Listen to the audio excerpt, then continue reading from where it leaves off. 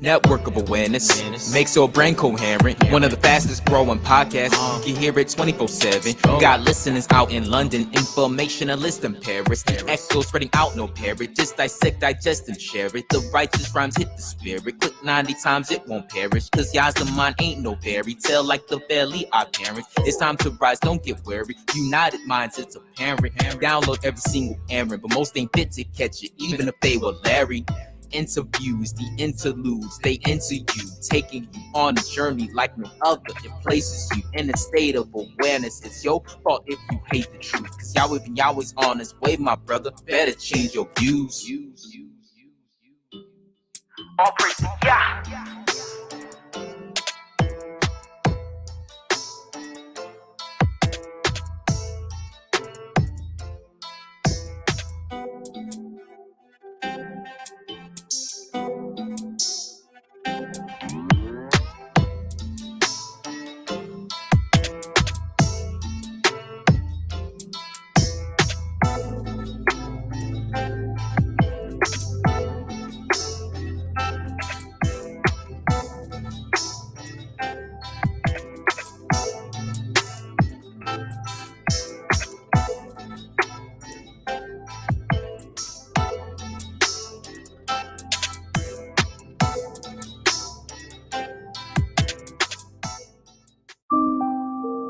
We live in a world ruled by tyranny, where knowledge is suppressed and ignorance is glorified.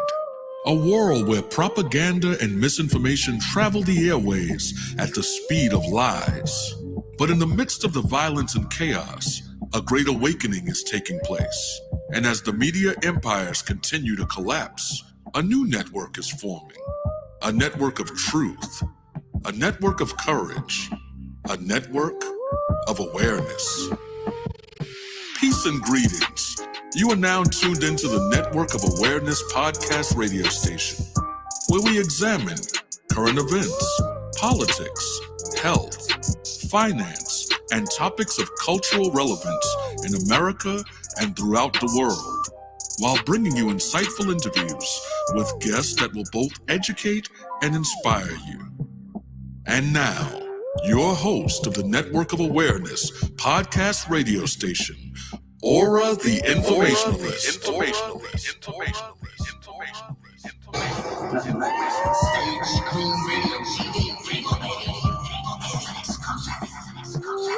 Please just tell me what's happening to me in plain English without the mumbo jumbo. My ORRA is a network full of awareness and gifts like ORRA the Informationalist. How you doing?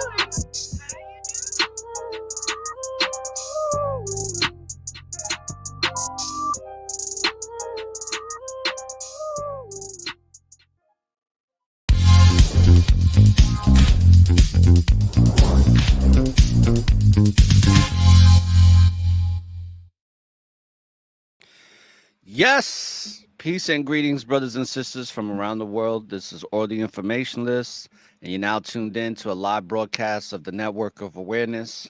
And in this Legacy of Lies series, this is an installment of Legacy of Lies series, and I have none other than Ken Attard, and this is called Why Are You Not Thinking? So, Ken, welcome to the show. Long time coming. Yeah, absolutely. Thanks. It's a pleasure to be here. Thanks, and I really appreciate you having me. And like you said, it has been a while since we it's taken a while for us to finally actually get here. Absolutely. And just to add some context to what this show is about, for those that don't know and may know, Ken is a mind consultant, right? So just to give you a little history on Ken, he after successfully working with various clients in a span of 15 years, he specializes as a mindset consultant, specifically helping frustrated entrepreneurs to adapt and pivot using his proprietary ARC method, allowing them to have more free time, guaranteed, and helping you shift your mindset to create the results that you desire. Without a doubt, it says without a doubt, one of his biggest passions in life, and it says Ken brings to the stage his personal experience, not only as a mindset consultant, but also as an entrepreneur, father, and human being like the rest of this planet. So, Ken, you are originally from, is it Ontario, Canada, or That's right. Originally from Toronto, Ontario. That's right. okay, from Toronto, Ontario? But where do you live now? Let the listeners know because you're in a very unique place now. Well, as the name Mindset Malta, I'm bang in the middle of the Mediterranean Sea on a small island called Malta. When I say small, the island is about 120 square miles in total. Now, what is a man from Canada doing in a small island in the middle of the world? Like, what brought you to Malta? Well, really, quite simply put, both my parents are Maltese. In the 60s, they immigrated to Canada, spent 16 years there. And I truly believe, I think my dad decided and said, you know what, I really want to go back to where the sun shines 300 days a year. Oh, really? And yeah, absolutely. Like we've got phenomenal weather here, and so I think he just decided he wanted to head back. I was still 14 at the time, so I wasn't going to stay behind on my own, and I've been here ever since. So I like to say that I'm still here essentially because I truly do love it here. I think it is a wonderful place of the world. I was just out this morning, just filming a couple of pieces of content for social media, and I was out and I'm still marveled, and I go, oh my god, the sun was shining, I got the sea behind me, beautiful blue sea. It's just I just think it's an amazing place to live. And like, as much as it's an amazing place to live, does it have its let's say drawbacks sometimes, or things that, and yeah, absolutely. And I truly believe that it's up to the individual to just to tie into what potentially we're going to talk about as well. I think it ties in nicely because I get a lot of people ask me, so where do you prefer? Would you prefer Malta or do you prefer Canada? And I'm like, well, first of all, I was not an independent adult when I was living in Canada, I've never lived as an independent adult in Canada, so I can't really compare. I can't say that. Yet I truly believe that it's what you make of it. Ultimately, there are people who will move from one place to another and be miserable anywhere they go. And then you have the Right. person who will move from one place to another and be absolutely in bliss wherever they go. So I truly believe it is up to the individual. At the same time, I really think Malta is a special place as well. And that's how I find myself here. Been here for, I think, going on to 44, 45 years now. Interesting. Okay. Now, let's get to the core of the work that you do. First, what is it that you consider to be, or what do you define as mindset? So very simply put, and this is what I'm all about as well, is making things really simple and easy. I truly believe that sometimes people tend to overcomplicate things. Simply put, for me, mindset is really having an awareness of, first of all, how your mind works and how the thinking process works. More than anything, understanding that every thought that you have is having an effect on the results and the experiences that you are having in your life. And starting off, firstly, with having that awareness. I truly believe there are many entrepreneurs out there, many individuals. Although I work with entrepreneurs, what I teach, any individual can benefit from it. Not having the awareness. There are many out there just living a life where it's quite haphazard, in the sense that one day is a good day, one day's not such a good day, and and you hear things like what life is throwing at you, and life getting in the way, and these types of things that people have been taught, people have learned. Yet it's not life getting in the way. It's sometimes just not having that awareness that the way you are thinking, what you are thinking, is having an effect on everything that's happening all around you. So, Right. in a nutshell, that is the way I look at mindset. Now, what do you think about how people are thinking these days? how people are thinking these days. One of my pet peeves is this when it comes to, especially when it comes to entrepreneurs. One of my pet peeves is this, is that for the most part, entrepreneurs have been taught, about the struggle, about the sacrifice, about the suffering, about the fact that, if you want to be an entrepreneur, you're never going to have time for anything else in your life. And in all honesty, most entrepreneurs are taught that. They're taught about, how important it is to really take that action, and not only action, and then on top of that, we throw the word massive. So, massive action needs to be taken. And again, I'm not denying any of these things, but my pet peeve is this, though. Just because you've been taught that as an entrepreneur, you need to suffer and that you need to struggle, and, then it's going to be, sacrifice. Just because you have been taught that doesn't necessarily mean that that is the truth. And one of the things you start to learn when it comes to mindset as well is that ultimately, like I said, your thoughts are having an effect on the results, the experiences that you're having in your life. Now, you have control over your thoughts for the most part. Now, those thoughts are tied in with your beliefs, and where are those beliefs coming from? And yes, you've got some, let's say, potentially some unconscious programs running, because that's how you have been programmed.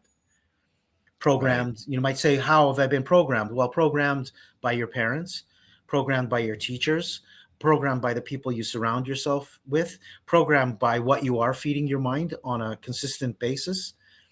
And especially when you were very young, between the ages of 0 and 7, there were a lot of programs that were installed, and not necessarily maliciously or anything like that. For the most part, most parents have, very good intentions. Yet remember, and I'm a parent as well, and I understand. I look back and I go, ooh, didn't quite get that one right.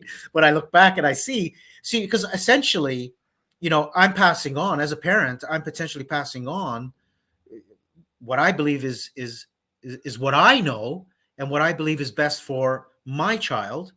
But that's only what I know. That doesn't necessarily mean that it's one that, like I said, the truth, or necessarily mean that it's the best. Who's to say that my daughter isn't going to come up with an even better idea? Yet, this is the part that is really important, because, like you said, you mentioned in the beginning, a lot of people really aren't thinking. That is most true. people, yeah, most people, they might think they're thinking, but in actual fact, they're not actually thinking. What's happening many times is they're simply reacting. And what do I mean by that? Is, yeah, they're just reacting, so that anytime they find themselves in a particular situation, circumstance, whatever that may be, they tend to respond, not even respond, let me use the word react. They react in the same way they've always reacted. So, for example, just to give a really simple example that people can relate with, is that, if you've been taught that that you've always, 1 second, please. DHL is down. No, it's okay. It's okay. It's okay. Well, sorry, pardon me about getting interrupted.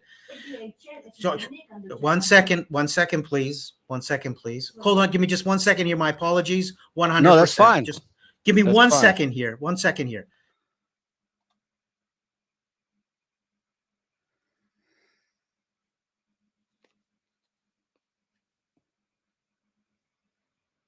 Super apologetic. That's for okay. that. That's all right. Things that happen. So anyway, DHL decided to arrive. Let me be really open here. DHL decided to arrive, and someone was trying to inform me that DHL arrived. So what I was saying was, people are only reacting. They're reacting in a way that the way they've always reacted. So someone has decided that, or learned that, when they get angry, they need to yell. When they get angry, they need to yell. So every time they get angry, they find themselves yelling. So essentially, they're only reacting. Yet if they were actually thinking, they might take a moment, step back, and say, okay, how could I respond in a different way? Because essentially, that yelling isn't necessarily getting them the result that they want. is not necessarily getting them the result that they want. So this is what is really important. And this is where mindset comes in, because you start to open up and start to see that there are other possibilities. So this is what's vitally, vitally important, is that now, you're thinking and you're actually, and this is why it's important. I say, take a step back. Literally, sometimes you just need to take a step back, take that extra split second before you react, and recognize, hey, I can respond in a completely different way here and potentially get a different result. Yet, like I said, a lot of people have just simply been programmed and been told, and learned that, hey, you know what, this is the way to do it. And they're not open. And this is where awareness comes in, because again, I want to let people off the hook here. If that's the way you've been taught and you believe that's the truth and that's the way to go about things, then that's your truth. I can't take that away from you. Until you decide to be open enough. A really important lesson that I learned when it came to coaching and consulting was that I can't help someone who's not asking me for help. Right. A lot of people, potentially say they want help, but they don't actually ask for it because they're used to their ways. They're used to the way they've done things. They think that the way they're doing things is the best way for them to do it. And sometimes they're not open to learning. They're just not ready for that. And that's okay too, because everyone is on their individual path. I truly believe that each and every one of us is on our individual path. We're on that path for particular reasons. There are lessons to be learned or not. That's totally up to the individual. So this is where it comes into with the thinking process, because when you actually start to learn to think and to realize and start to think about how you've been conducting your life, how you've been conducting your thinking, you're going to start to recognize that you are actually in a position where you are creating your reality. So the reality that you're seeing around you is a byproduct of the way you have been predominantly thinking. That's a really simple. Too bad you wasn't in my house back in the days in the 80s. Because well, growing up in New York City, Okay. it's a very hostile environment, especially in the era that I grew up in the Bronx. Yelling was a very Yeah. common thing, especially in my Yeah. household. My mother was the type of person, still is to this day, that yelling is her thing when she's not happy with herself or when things are too peaceful. It's like it's narcissistic behavior. Now I know what it is, so I can identify it for what it is, but it's narcissistic behavior in the sense that people want to find something wrong where there's nothing wrong. Yeah, and So part of that, that's really cool. That's actually really cool because we can tie that in nicely with entrepreneurs as well. With what I was talking about, but remember, as an entrepreneur, if you've been taught that you need to be suffering, sacrifice, and all that stuff, just like you're saying, this happens to entrepreneurs as well. When for some reason things seem to be moving nice and smoothly and effortlessly, and hey, I'm earning the income that I want to earn, and business is moving nicely and everything's working nicely, all of a sudden the entrepreneur is going, wait a second, this isn't supposed to be this way. I'm supposed to be suffering. This is too easy. And then they find themselves in one way or another, either creating difficulty, just exactly like you're saying, looking for things to become difficult, or and self-sabotaging, so that it does become difficult. So now I can say, oh, okay, good. I'm back. I'm learning. I'm back to the suffering again. It's difficult again. Things are back to normal. Right. So really, really interesting what you're saying there. Yeah, and it's people that when things are going well, they're expecting something to go wrong because things are going all too well. My thing is, I used to do that a lot, and one thing I've come to the understanding of, especially from a spiritual perspective, is that when things are going well, I know that something is gonna try to interfere with that. You know, some people may say it's demons, it's Satan, but I know that something is gonna interfere with that. The difference now, from what I understand back then, is that when that thing does come, if it does, I'm going to be aware and prepared to deal with that in a state that has no fear. So whatever comes, I'm going to face it head on and I'm going to deal with it, nip it in the bud, cancel it out, whatever I have to do with the positivity, with that energy that I have in me that I've been blessed with, that those gifts and abilities, and with the understanding that it's always about living in the present moment. So even if something does happen that's not so good, it's only going to be there for a moment and I can deal with it in the present. It's not going to be my future, and it doesn't mean that I have to hold on to it when it happens, when it's in the past. I think a lot of entrepreneurs base their experiences based on their past. That's my next question too, because what do you think is one of the biggest roadblocks or struggles that an entrepreneur goes through just to start out, just to even start their business or to start their entrepreneurial journey? Well, one of the biggest challenges, without a doubt, and I'm gonna and I want to add something here that you've just mentioned as well, and it ties in very nicely as well. One of the biggest challenges is, again, the belief that going in as an entrepreneur, this is going to be a challenge. This is going to be difficult. Similar to the, so interesting what you're saying as well. And just note for yourself as well, Aura. So if when things are going really well, you know that there's going to be something that's going to come in and attempt to interfere. All right, as you said, that's a belief. You have a belief that there is going to be something that's going to come and interfere. Remember, life's a self-fulfilling prophecy. It's a very good Right. chance that that is going to happen. Now, you also have the belief that you can handle it, which is wonderful as well. Yet you can begin to shift and say, listen, just because things are going really well doesn't necessarily mean that there's going to become something's going to come to interfere. Does that mean that some challenges are not going to come up potentially? Absolutely. The way I'd like to reframe that is that when challenges do come, and you're saying the same thing really, is that, you know what, that's a growth spurt. That's an opportunity for a growth spurt. It's a challenge. There's a way to get beyond it. I can do that in a very, let's say, peaceful way. I can still do that in a joyful way. If you really want to talk about success, and this is for any new entrepreneur that's listening, and for the challenges that new entrepreneurs go through, first of all, their challenges are no different than a seasoned entrepreneur, really and truly. A seasoned entrepreneur has a little more experience and does understand how to deal with a few things. So that just comes with experience. Yet the challenges are more or less the same. And one of the biggest challenges I would think for what I know for a new entrepreneur is doubt, is doubting themselves, not believing Right. enough in themselves, thinking that, what if this idea isn't good? What if I'm going to fail?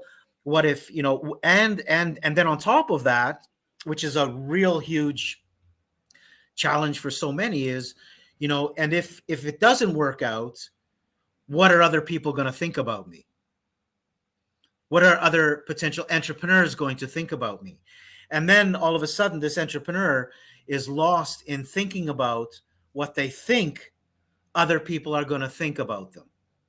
When in actual fact, other people, as important as you may think you are, they're not thinking about you for the most part, That's because true. they're the center of their own universe, and they're dealing with their own stuff anyways. I remember that was a big challenge for me many years ago when I came to a point that one of my at the time I had a retail shop. That was the first retail shop that I had ever opened, and I came to a point where I had to make a decision that I had to close. I held on to that shop for, I'd say, an extra 2 years before I actually let go of it, simply because I was thinking, oh man, I can make this happen. Again, this is my baby, and what are other people going to think of me, and this type of stuff.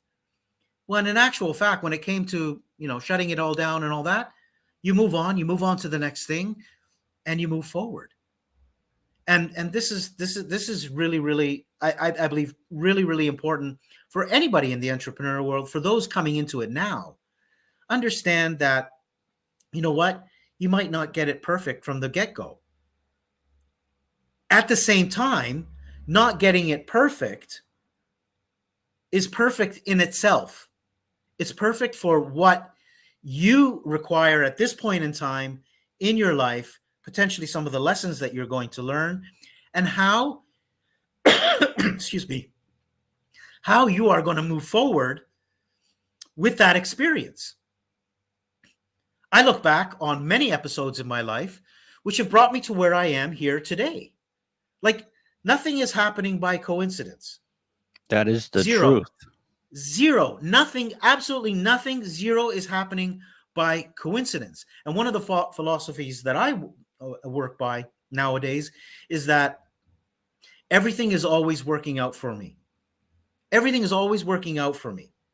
So if everything is always working out for me, that means even when something appears to be going wrong, it's still all working good. out for me. It's still working out for me. It's perfect. Right. It only appears that way. And this is what is really, really, and this is where mindset definitely comes in, because the way I'm thinking is affecting everything that's happening outside of me. So if there happens to be a particular area outside of me that I'm not particularly happy with the result of, I need to see what's going on over here first, so that then I can have an effect on that. Yet most are waiting to see outside and go, oh, that's a really good thing. Now I can be happy. Now I can consider myself successful. Whatever it is. They're waiting for that external thing to happen. When that external thing is only happens because of what's happening internally. So very true. I need to go internal. I'm not going to wait for that thing outside of me to make me happy. I can go internally. I can choose to be happy now. And for any budding entrepreneur, what is your goal? And what is your goal in the sense of, think about it. What is it you want to accomplish? And this is for every single individual. Ultimately, anything you do in your life, whatever that is, you do it because by doing it, you believe that you're going to feel better by doing it, that you feel like you're going to be happy by doing it. That's it. That everything we do. Otherwise, you wouldn't even consider doing it. Now, if you're going to wait for that external factor, to see that external factor, for you then to decide, okay, now I can be happy. That's going to be a much longer road. Potentially you'll get there. You could potentially get there through sheer desire, sheer determination. You potentially could arrive. So you think, because you never arrive. You get there and then you go, oh, okay, now what? What if you could just choose right now and say, okay, can I go inside and can I decide to be happy now? And put yourself in a good feeling emotion, because your thoughts create the emotions. And then the emotions will lead to the actions and the behaviors. If I'm really in a good state and something happens that potentially could make me angry, but I'm in a good state, there's a very, very good chance that my behavior is not going to be the yelling, it's going to be a much more favorable behavior. And that is going to create a different result and a different experience. So this is why this is so important for entrepreneurs to understand. It's not about all the go that many have been taught. Like I said, sometimes it's actually about the slowing down. The slowing down, so that you can actually think. Yeah, I agree, Ken. And that's what I was alluding to, is about the self-doubt. It's something that I was going through just last month, and I Mhm. sought counsel for it, was having the self-doubt about putting my TV channel out again and putting it out for good, my TV network. And now that I've gotten over that self-doubt, I'm taking time to have patience to make sure that when I do put out and it started out, that it has everything that I want it to have, and then to continue to help it to grow. I think one of the biggest challenges for me with the self-doubt was, when I start my TV channel, are people going to subscribe to it? you know And I was like, oh, I don't want to start this TV channel and I have 0 subscribers, and I'm over here paying a pretty penny to do Yeah. something that I do love to do, but it's not generating enough income for me to sustain it. And there's a lot of reasons why I got into that mindset. And part of it is because, when I was telling you about how bad things are going to happen, it's kind of been my life, in the sense that I've always have haters. But Right. what I've realized is why I finally, getting more spiritually grounded, and for years now, because even though God has been in my life since I was a kid and reading the Bible and stuff, I never really gravitated to it. It's always been there, but I never really got rooted in the understanding of spirituality and of my faith, like I have been doing for the past 5 years, and it steadily has increased. But what I've come to the understanding now is that I'm always going to have haters. It's nothing I can do about that. There's no button that I can press to stop that. But the reality that helps me in understanding this is that the hate that they have is not for me.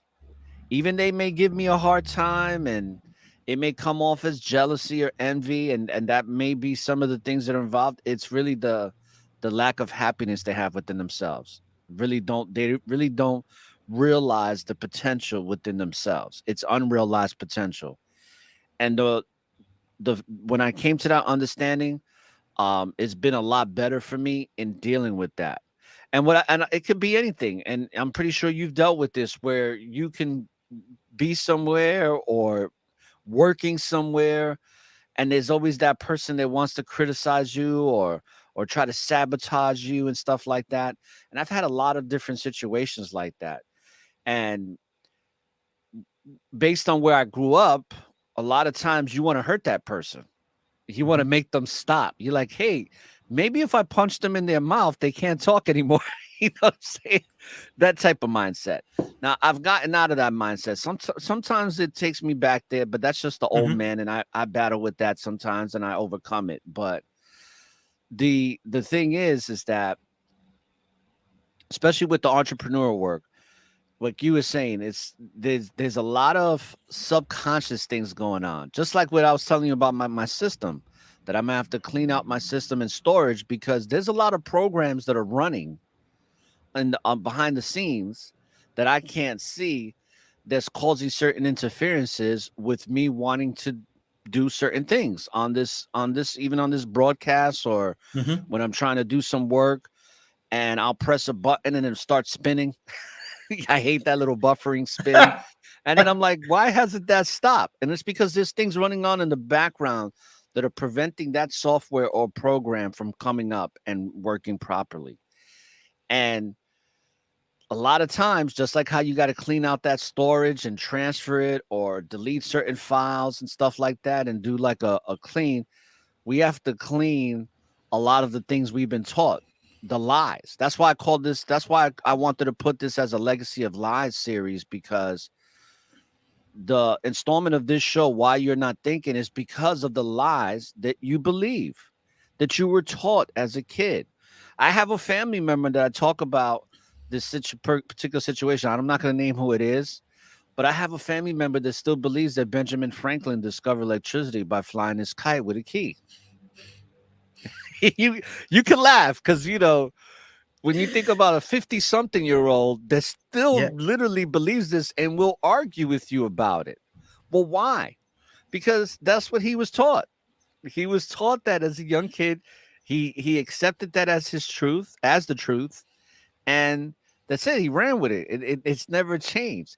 Even though, I mean, with everything that's out there, especially with the internet, that Benjamin Franklin didn't discover a damn thing. So that type of thinking, it's very well ingrained. It's indoctrinated thinking, but stuff that you've been taught as a kid. And what I've come to the understanding of since I was in my 30s is that everything I've been taught is a lie, especially in the United Shenanigans of America. And what I like about what's happening right now, especially with this current administration, is that people, not a lot, but a nice amount of people steadily growing, are starting to realize this country's not great. This country's never been great. There's nothing special about this place. There's some great people that live here and have done some amazing things, but there's people doing amazing things all over the world. And there's a lot of better places like where you live that's better than the United States, Well, I don't think it's my competence to be able to say where, and as I said before, where is better or not, and so on and so forth. I think it's truly up to. That's my opinion, by the way. Yeah. No, I get you. This Yes, place is without not a doubt. as cool as people think it is. Yeah, I understand where you're coming from. Yet, what I think is important for people to understand, though, is that it's up to yourself. It really truly is up to yourself. Now I understand there are outside circumstances, because then you have, again, various countries will vary when it comes to their collective consciousness as well. That's why you have certain countries that are constantly at war. Until that consciousness shifts, then that's going to continue to be that way. And so as for the learning, and this is why I say it's really important when it comes to awareness. Nowadays, when you talked about the information, for instance, I mean, like, information is readily available. It's readily available. You have more information available to you in one day than my grandparents could have had available to them in a lifetime. In one day, you could have more information that my grandparents could have had available to them in a lifetime. Right. Let alone grandparents who were predominantly, like, imagine you were living on an island that's 120 square miles in the middle of the Mediterranean Sea, going back into the 30s, 40s, when more than likely you probably never left the island. Yes. Your world is the island. The minute you move 60 miles north and land in Sicily, your world changes. Your world changes because the map has now, the map has shifted. There's new territory now. So this is why awareness is so key, so that you are open to, that you are willing to actually learn. Yet many will still stay predominantly like, this is what I know and this is what is best, when in actual fact you don't know that it's actually the best. You have the younger generation coming up as well, who are going to find many different ways to do things. I talk about this a lot as well. We give the young generation a hard rap many times, because people talk about that the younger generation, they have this entitlement. They think they deserve this and they deserve that, and they don't want to work for stuff.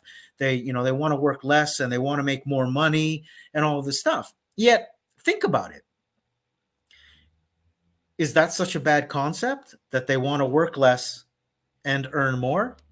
But the sense of entitlement is not that great, though. But we look at it as a sense of entitlement, and we can perceive it as that. Remember, there are many different perceptions. From their perception, they might be looking at it a totally different way. Right. They might look at it as deservability. This is what I believe I deserve. And again, so this is why we need to be open and looking at all of these things.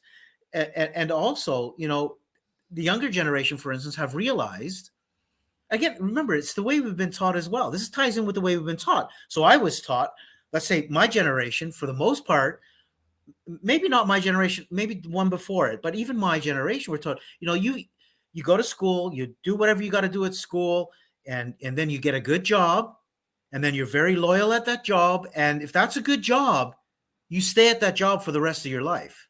And retire. Right? And retire. That's the way, that's the way. And then die within 2 years after retirement. Right. Well, the younger generation, that's like way out the window. Like, no, like I have a life outside of my job. Like the younger generation, like I have a life, I have a world outside. I want to travel. I want to earn good money so I can do things that I really, truly want to be doing. It's not just about, and then on top of that, you know what? I want to have a say on where I'm working, there's a certain type of culture there that is in line with what I believe in. Absolutely. Right? So yeah. So this is very key, and this ties in very nicely. And I think this is key for any entrepreneur, especially entrepreneurs who are up and coming, is that they take time to actually, this would be one of the first things I do with an entrepreneur as they're going to start their business, is they take time to look at what their values are. What are the values that you say are most important to you?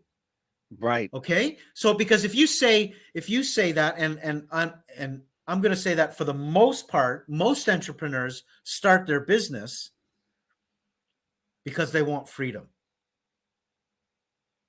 They want financial freedom. Yeah. I'm going to add on to something to that too. Yeah. When you're done. Okay. Yeah.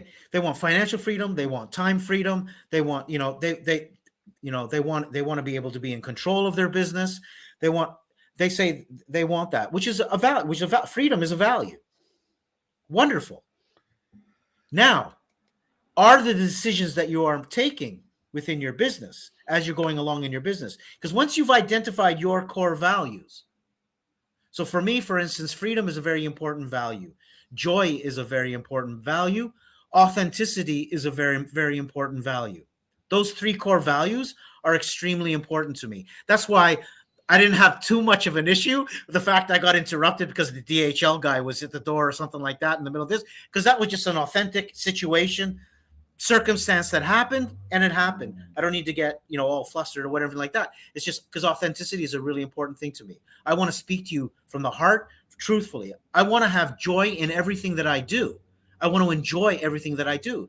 So when it comes to and I want to have freedom. So when it comes to the choices that I want to make, that I'm going to be making throughout my business, whenever I'm faced with a choice, a decision that needs to be made, if joy, if freedom, if authenticity is somehow compromised, if I take one way or another, if I make a decision in one way and that's one of those is compromised amongst others, I'm going to say it's going to be very easy for me to say, no, I don't need to. That's a no for me, because that's going to compromise my freedom. That's going to compromise my authenticity, whatever that may be. So very important for an entrepreneur to recognize what those values are, because I can guarantee you, as you move on in your entrepreneurial journey, you're going to be faced with certain decisions that you're going to be make, which could potentially compromise what you say is a value for you. And once you start to compromise those values, now this is where some of the issues like stress and all of these things start to come to light, because now you are incongruent with who you say you truly are and what you align with. I don't know what you wanted to add it, or you wanted to add something? Well, you're making some great points. I just wanted to say that when I started my entrepreneurial quest in beginning of 2020, freedom and all that was a part of it, but very small. The dominating factor in why I decided to become an entrepreneur, it was a spiritual thing. It's like this whole network of awareness, I don't do it for me.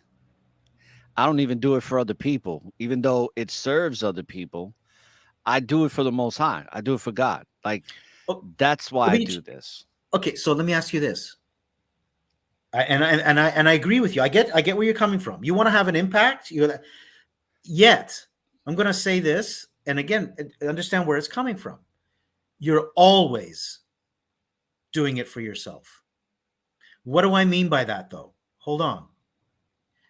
Because so even when it comes to, let's say giving charity, for instance, doing charity work, because it Right. makes you feel good.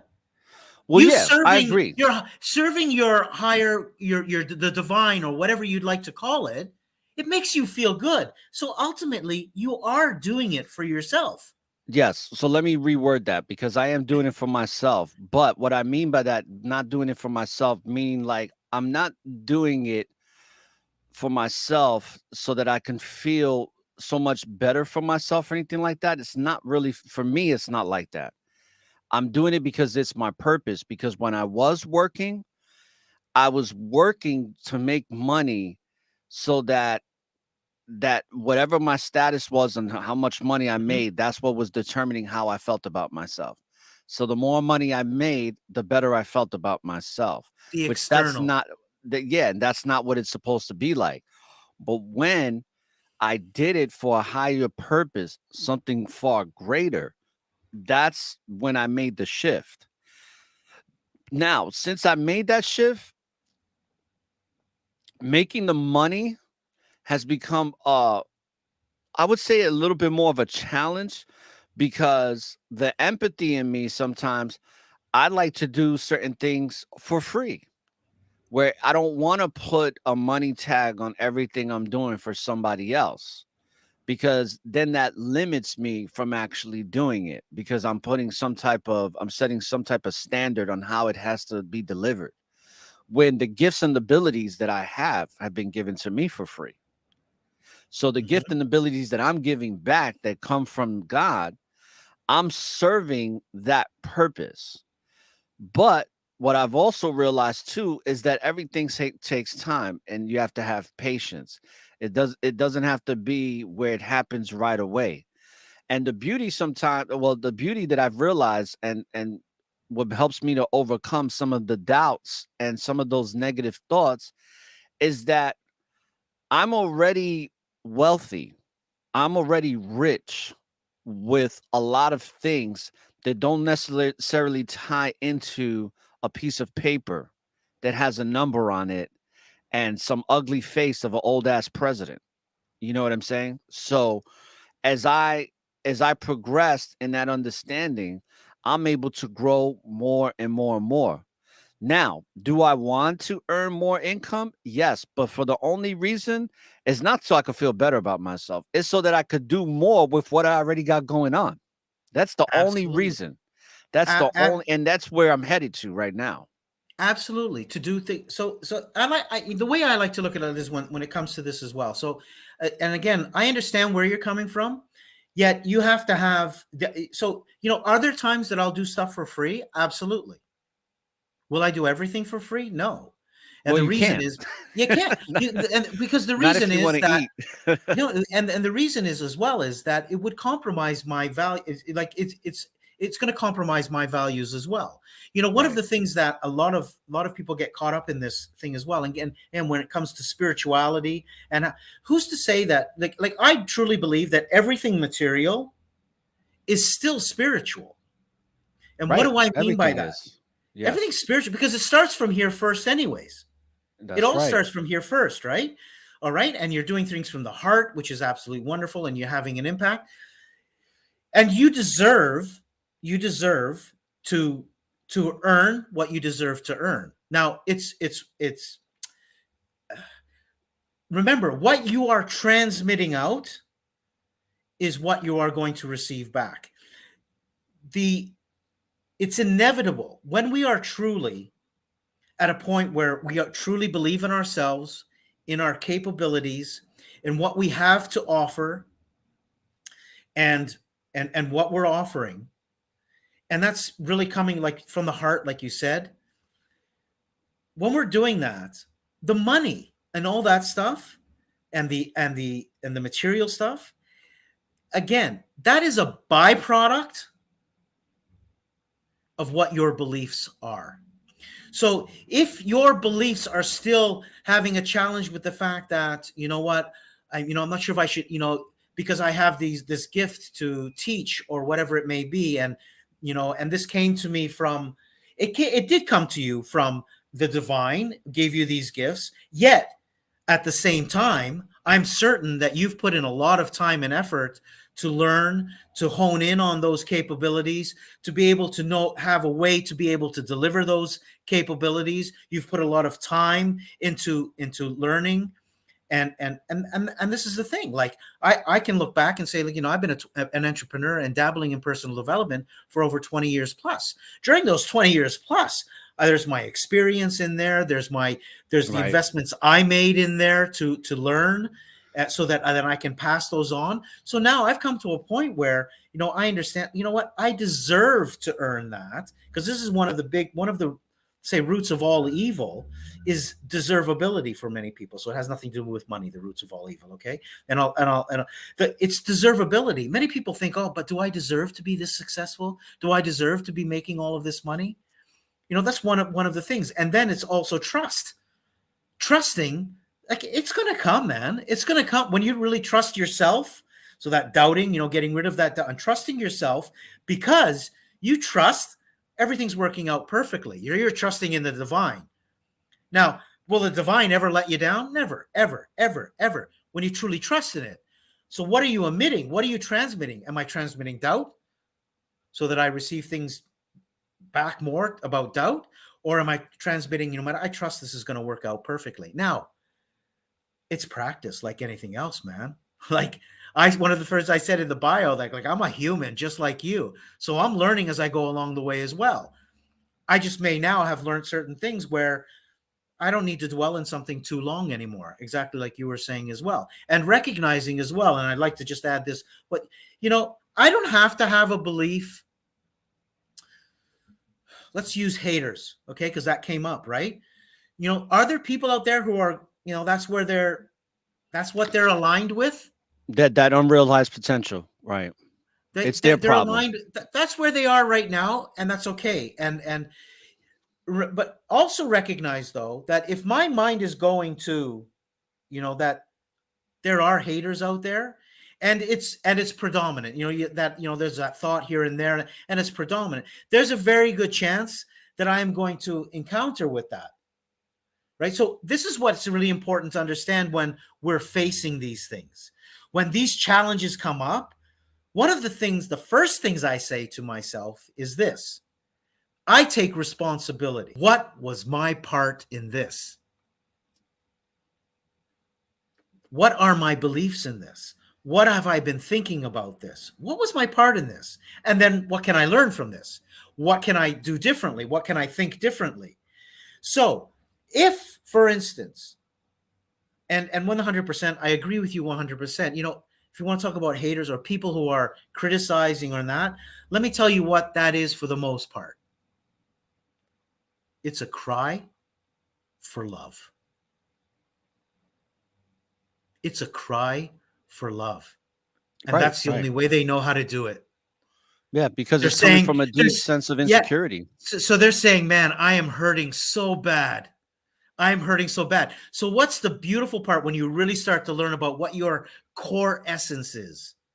What your core essence is. Now I can look beyond the body of ORRA, and I can say, you know what? The essence of ORRA, or any individual I'm speaking with or in front of, is exactly the same as mine. It's no different. It's pure love. Your true essence. So now I look beyond that and I recognize and I go, wow, this person's really hurting. This is a cry for love. This is a real cry for love. Now, coming back to what we were talking about before, what could my response be rather than a reaction? How could I potentially show this individual that I'm recognizing that this is a cry for love? And how could my response potentially be different? Sometimes it's just being silent.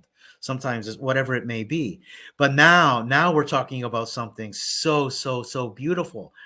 is understanding like your true essence, who you are. You know, we hear about the divine and tapping into the divine, and some people call it source, some people call it source energy, some people call it God. I like to call it, what the phrase that I've coined it is the umami self. And let me explain that, why I call it that. For those of you who understand umami in the food world, umami is when you eat something that is so delicious, like so good, like it's indescribable. There's no words to, like, oh man, this just like tastes like, and it's indescribable. In fact, the definition of umami is the essence of deliciousness. It's the essence of deliciousness. So when I was thinking about this, and I said, you know, and so for me, the umami self is the essence of the deliciousness of who you truly are, who you really are.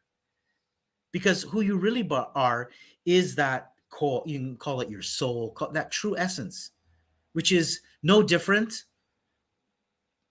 than the divine. To me, for me, and again, this is my opinion, there's no separation. You are the divine. You are one and the same when you truly tap into it. What has happened to the majority of people is that we've have become separated. So this world is all about separation. It's the good, it's the bad, it's the on, it's the off, it's the light, it's the dark. It's all about this separation and the individual being the unique individual and separate from everybody else. Yet it's somewhat of an illusion. This is why I tell entrepreneurs, they're looking at their reality and going, oh man, this is wrong, and this is wrong, and this isn't good, and this isn't good, and this isn't good. And they're so focused on all of those things that aren't good that they can't see the good. It's because that's now it's become so ingrained, it's part of their beliefs. It's become, and we have in the brain something called the reticular activating system, the RAS. So essentially outside of you at any given point in time, you've got an infinite amount of information available to you. It's incomprehensible, the amount of information that's available to you, you know, and it's all coming towards you. So somehow that has to be filtered, and that's filtered by your RAS so that you can comprehend it. Yet, how does the RAS know what to leave out and what to let in?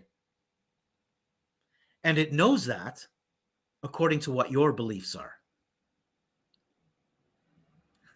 So that's why you could have two people who see an accident and they describe it differently. Right. They just describe it differently. Well, it's even like that in the scriptures too, with disciples that describe their experiences with Christ. There you go. It's the same thing. Right. So it's no different than, for instance, a woman gets pregnant and now she starts to see pregnant women everywhere. Or you buy the latest model of a car model, and then you start to see that model everywhere. Well, because now that's become part of your belief system. So you start to see it. So this is what a lot of times just needs to shift, is that I'm in my business. There are a number of things that aren't working the way I'd like to, but there are a number of things that are working. And if I look at those things that are working and say, wait, but this is working really well, and this is working really well. Now, as I start to see that and I start to comprehend that, you know what, there are good things in my business. There are good things in the world. There are good things in my country, right? Now I can start to have an effect on the other things that aren't going really well. Now my experience starts to shift. It starts to shift. No different than, do you know anybody who complains all the time? They get rid of one piece of crap. Oh, yeah. And another one just comes right in. Yeah, another one just comes right in because that's what they're aligned with. That's right. That's what they've learned. That's the type of energy I don't like being around. But for some reason, it gives them value. So Right. And just to add to that, with the type of energy people don't want to be around, and I get it. Like I understand. Again, I will always bring it back to myself, even if I know that I'm going to be walking into something that potentially I know is not going to be exactly what where I would like to be, maybe. But the question I like to, and let me give a real example, a cool example of this, which I think a lot of people can understand, is sometimes we're going to have family gatherings where potentially I'm like, do I want to be there? Do I not want to be this? You have these things. Yet the question always remains this: what am I bringing to the table? What energy am I bringing to the table? So that then I can be the one who has an effect on the rest of the energy, rather than making a decision to allow others to affect my energy. What am I bringing to the table? How am I going to come to this? Am I going to be the one who's going to stay up, keep my energy levels up no matter what? Because if I look at each and every individual as the same as me at their core, I'm no better than anybody else, and nobody else is better than me. And I come with that energy that I'm gonna keep myself in a joyful state. Yes, and things might be said, so be it. Things may happen, so be it. It is what it is. Yet at my core essence, can that have an effect essentially on my joy? Only if I allow it to. Only if I allow it to. And it happens. Don't get me wrong. I find myself getting angry sometimes. I find myself going, oh man, why did that guy do that? Or what? I get that. Yet now, more than ever, and this is with practice, man, like anything else, I catch myself, and I catch myself very quickly, and I laugh at it. What's the sense of taking, really, do we need to take this life too seriously? Too seriously. A lot of times, I remind people, man, remember to laugh every single day. One way or another, find a way to laugh every single day. And really, really important, especially when you can laugh at yourself. Like I go, oh, that was dumb. Like, okay, what were you thinking there, Ken? Okay, or something happened, and I go, well, that wasn't the outcome I wanted. Okay, so be it, and move on, man. Like, most of the stuff that happens anyways, and correct me if I'm wrong, Laura, 5 years down the road, maybe not even 5 years, could be a year down the road, you're going to look back and laugh anyways. So why the hell wait? You might as well laugh now. Well, that's the thing. Sometimes though, it's hard though, right? It's hard to laugh at a situation that's so serious that's coming at you. Absolutely. I get that. But I had a very I wouldn't call it very traumatic, but it was somewhat traumatic experience of being gaslighted, and purposefully. But I laugh it off now, and I've laughed it off with other people that realized what was going on at the time, because of what you mentioned earlier, where these people, they're crying out for love. They're trying to demonize you so much, and they're trying to destroy you, literally, or trying to make you feel less than. They want you to kind of feel like dumb, but it's a cry for help. Yeah. And a lot of times we'll retaliate and give them that same energy, which is not good. Or we could choose to not say nothing at all, right? Or you could come from a place of love and be like, hey, I still love this person, even though they're a piece of crap. I still got love for them, because I know that their issue. But you can't, wait a second. But you can't say I love this person, even though they're a piece of crap. Being a piece of crap in the way that they're behaving. They're behaving. They're behaving. That's a whole different. Yeah. But that's my mindset is, like, the way that they're behaving, they're being a piece of crap. So, you could just offer to help them, or just leave them alone. And hope that they change, and that's what I did with a particular situation. And I'm extremely better for it. And the way it played out, because this thing happened Now we're going on about 9 or 10 months ago. This thing happened 9 months ago, but since it's happened and I made that choice to be like, hey, all good, no problem. That's a you problem, not a me problem.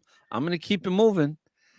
My life has been great from that point on, because a lot of times there's certain people that you're around and that you're dealing with that you shouldn't be dealing with.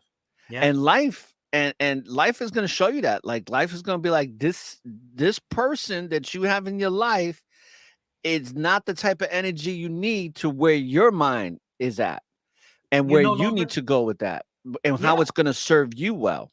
That's exactly it. So also, like, so in interactions like that, there's a time. So you came together with these people for some reason, because there was some sort of, let's say, there was a connection in one way or another. Right. There was an alignment in one way or another. And that happens. This happens in couples too. Yet sometimes it comes to a point where now we're no longer serving each other. That's all. We're just no longer serving. This doesn't mean I'm right, you're wrong, I'm better than you, you're better than me. None of that. Listen, we're no longer serving each other. So it's probably in the best interest of both of us that we go our separate ways. Simply because we're no longer serving each other. We're just not on the same wavelength for whatever reasons they are. It doesn't, like I said, it doesn't have to be because someone's right, someone's wrong, and all of these things. And I want to make it really clear as well, when these things, because things do happen, I get it. And let's say bad things happen. Again, everything's always working out for you. Yet, and it is still important. There are times when, yes, we do have to speak up. I'm not saying never to speak up, or to just always remain silent. Far from it. There's a way of speaking up, though. So, and you mentioned something that is really, really important for me to attack back would make me no different than the person that I believe is attacking me. That's the truth. I'm doing nothing different. I'm doing nothing different than that person. So now it's understanding, how can I respond in a different way, coming from truly a place of peace, if possible, a place of love, where I just recognize that, okay, this is what's happened. This is how I feel about it. This is, and you know what, maybe it is time for us to just go our separate ways, and you just let that be. Because then once you move away from it as well, and you're not giving it more energy, because people will attack right back. And if I attack someone back, first of all, I've given my power away. Right. I've given my power away. That's what they wanted me to do in the first place, more than likely anyways. That is true. And now I've given them the power to just attack back again. And you just keep going, and you can just keep going in that cycle, keep going in that cycle, keep going in that cycle. Right. Yet, this is why I love personal development and starting to understand this, and I'm starting to understand who you really are at your core. Your core, nothing to do with that at all. Yet the majority of people, and again, and I say this with the utmost love and all that, and not because anything's bad. People are just on their path. They're on the path that they're on. The majority of people, that's not how they look at it. They look at that everything is outward. Everything is outward. Everything is based on, like you said, my success is based on what the material stuff that I do have. Not that I'm saying that there's anything wrong with the material stuff. Far from it. Far from it. Yet it's all based on that. And it's based on what people are saying about me. And if people are saying good things about me, then okay, I'm successful. I'm good. The thing is this, though. You're just reaching for external validation. The minute that tide turns and someone's not saying good things about you, all of a sudden you're going to go, uh-oh, my identity has been compromised now. Now I'm no longer worthy. And that's what they're hoping for. The people that are saying bad things about you, they're hoping that you get potentially, yes, deeply rooted in that belief of yourself, or that mindset for yourself. That's the goal. It's to get you to be like, oh my God, my world is crumbling. I need to kill myself. And the amazing thing is, the only reason they want to do that is because they just don't think that they're worthy. Exactly. They want you to be where they're at. So if I understand they want to see you suffer. Yeah. So like if I understand that, Yeah. So if I begin to understand, this is why mindset is so beautiful, and understanding this is if I truly understand that, then there is no real action that anybody can take that can ever affect my worthiness, Right. because I know that my worthiness is intact always. It can never be compromised, because that's your true essence. Your true essence is pure love, bliss, worthiness, all of these things. So once I can recognize and begin to truly learn this, then anything external is not going to affect that. It could, and as you're learning and you're going along the process, you could get that bump, and you go, oh, well, but it's very quick. It's very quick, and you go, wait a second, no, this has nothing to do with this. That's when you say this. Please just tell me what's happening to me in plain English without the mumbo jumbo. Because it's all mumbo Indeed. jumbo. It really is. It's all mumbo jumbo, and a lot of what comes out their mouths and what they're thinking too. I remember Bob Proctor being a Canadian, like yourself.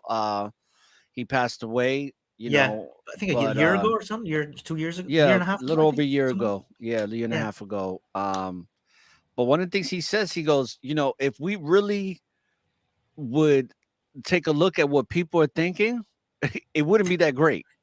And a lot of times you would also see, if we were able to look into people's minds, we would see that a lot of people are not thinking at all. They are just operating off of the external things that are being fed to them by the powers that shouldn't be, that are in control of this world, in as far as what the laws, the commercial, the industry, what's projected on that, what we're on right now, which is that television screen. And whatever they're saying is like that. You need to look like this. You need to be doing this. That's why every time you see a YouTube video, there's somebody coming out, a Lamborghini or Bugatti, and saying, "Hey, you want to be like this? You want to have girls? You want to have cars?" That's why a lot of people think that Andrew. A lot of people worship Andrew Tate. He's considered to be like the prophet of the modern age. And what I educate people on this network is that he really isn't.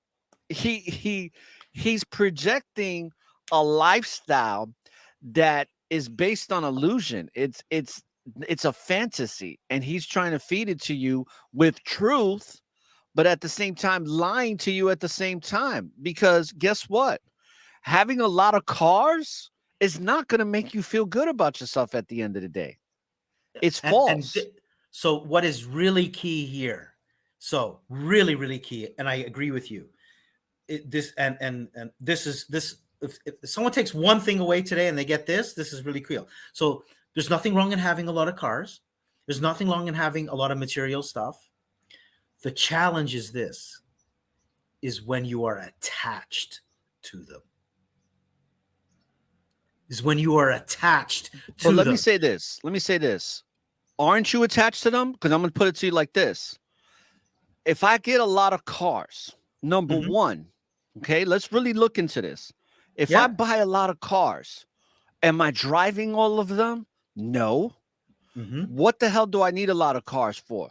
But the fact that I'm getting so many, I am attached to it, because the mindset that compelled me to even want to get the second, third, fourth, and fifth, there is an attachment there to the journey. I don't know if it's to get the second, third, or fourth, or fifth car. Yeah. And hear me out on this. So what I would do is before I would let's say determine what is, because I need to be absolutely certain about that. So in the sense, what I'm saying here is that, so maybe this person wants, and again, I don't know the person or anything like that. So potentially they just want to collect cars, and they get a certain joy out of collecting cars. Let's say that gives them joy. Which is fine, because we're all about living in this world you can have that joy. Now, knowing whether or not you have an attachment to them, my question would be, if those cars were gone today, would you still be joyful? Right? That's the question I would be asking. Would you still be joyful? Would you still feel complete? Would you still feel worthy? Would you still this is what I'm saying. And now we're using this extreme. This happens, like I said, even in relationships. So, someone needs to feel complete when they have their partner. If their partner's not in their life, they say, I'm not complete. Well, that's false.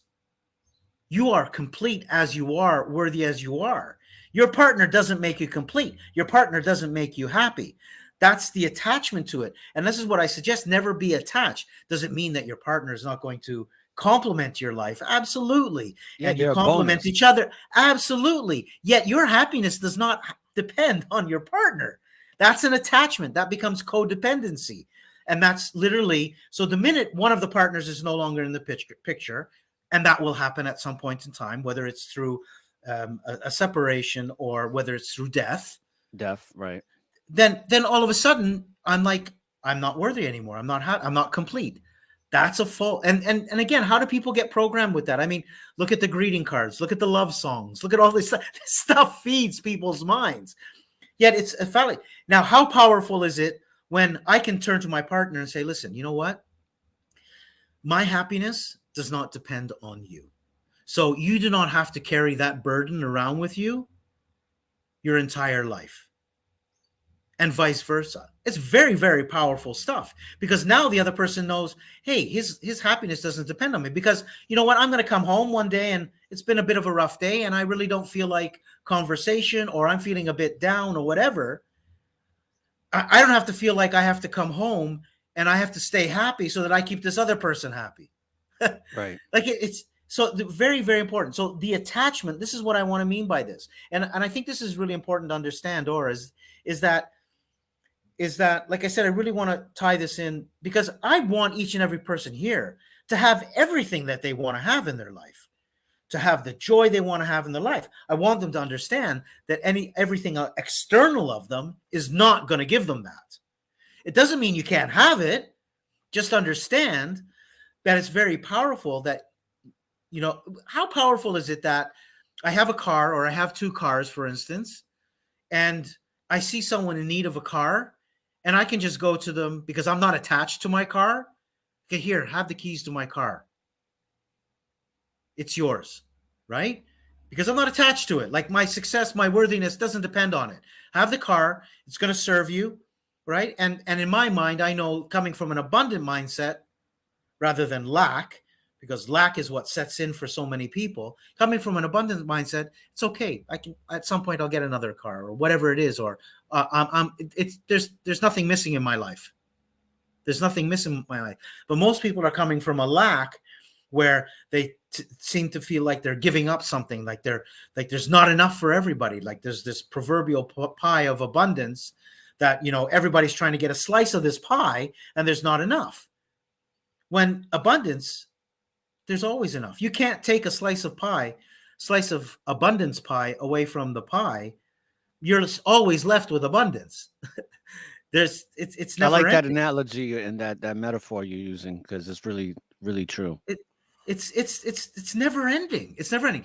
So if you don't have the attachment to whatever it is you have in your life, because your joy starts up here, like it's the journey, like as much as a cliche as it is, like I get it, it's a cliche, but it's all about the journey. It's all about enjoying this moment. You want to talk about purpose? My purpose in life right now is this conversation you and I are having. Well, because you're living in the present. We're present nothing right else. Now. This Nothing is else my matters purpose, but right? what's happening right now. Yeah. Now, when I move away from here, I'll deal with. Now you got to go thing. deal with the DHL. DHL guy. That'll be my purpose in life, right? That'll be my purpose in life, right? And then I go later on, and I'm going to meet up with my girlfriend, and that'll be my purpose in life. I come home, or I'm using different scenarios here. You go home, and now you came home from work, and you're at home, and you're with your kids.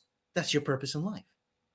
And you go from one moment, I'm at the supermarket, and I'm at the cashier, and I'm paying the cashier. My purpose in life now is my interaction with this cashier. How am I showing up at the table? Right. Am I making this cashier's day a better day? Or am I walking away from them, making them feel like crap? You want to talk about purpose, right? Or have I walked away making them feel better? One of the things that I look at in my life, for my life, is saying, you know what? I want to make it a point that whoever I interact with throughout the day, when I walk away, that person is feeling better about themselves as much as possible than before we started. If I can do that, I'm a happy camper. Right. Well, Ken, you brought out a lot of great substance, a lot of great points in this broadcast on why you are not thinking. And I really want to thank you for coming on to Network of Awareness and sharing, your abilities, your understandings, and the work that you do as a mindset consultant. Now, for people that are listening, Ken has a website that's in the description page. What I'm also going to do is I'm going to put your social media handles in there. You got LinkedIn, Instagram, so people can watch you on those videos you do from Malta, as well as your Facebook page. But your website, for those that are listening, let's pull it up here. I have it on the description page. Ken's website is called adaptandpivotnow.com.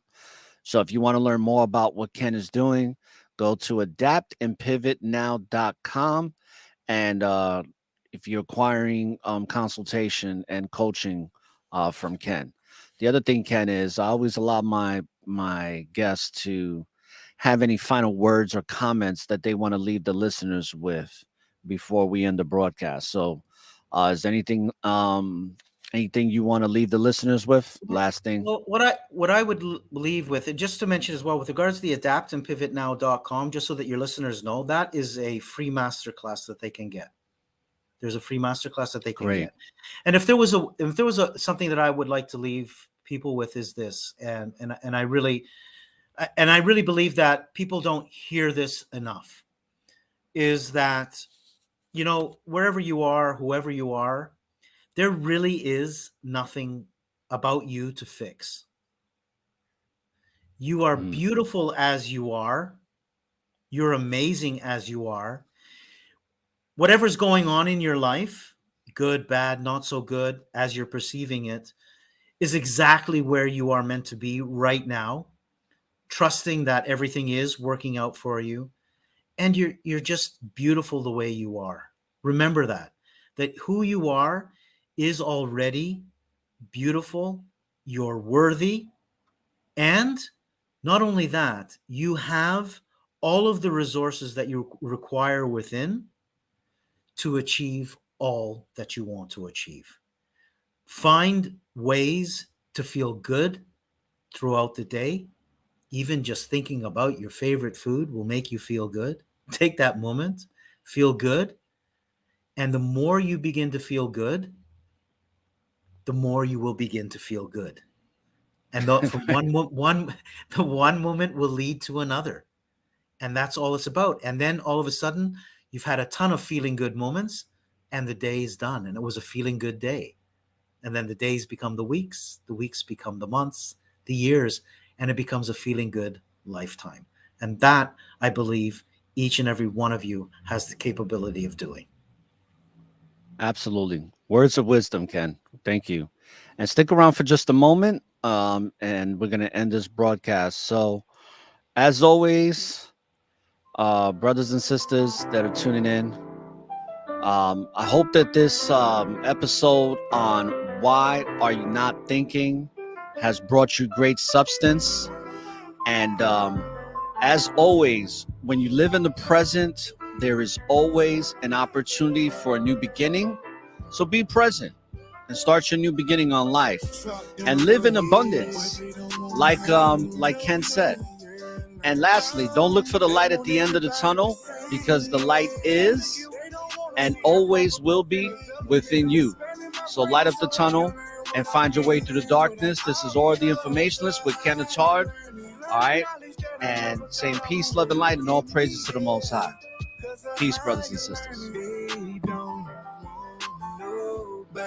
Nobody having that knowledge. Waking up in a different light, got my mind right. It took me time and time. It took time. Put it together. You know you not learning nothing when you second guessing. Because it all lies. They put us in school for 12 years plus. Got the nerve to give us a paper certificate. I've been watching quite some time. Finally, that I see what's going on. Every time that I lay down, yeah. I feel. Yes, I'll start out my morning run about 6 o'clock. Like I got a choice. It's just it's rough. Trapped in a world where they don't want how you learn. No. They want everybody the same. They don't want to see that proper growth and development. They're spending my brain so I can learn what I can. All because of how you learning. Learning knowledge that I never thought I would. You get me, yeah. Because of how you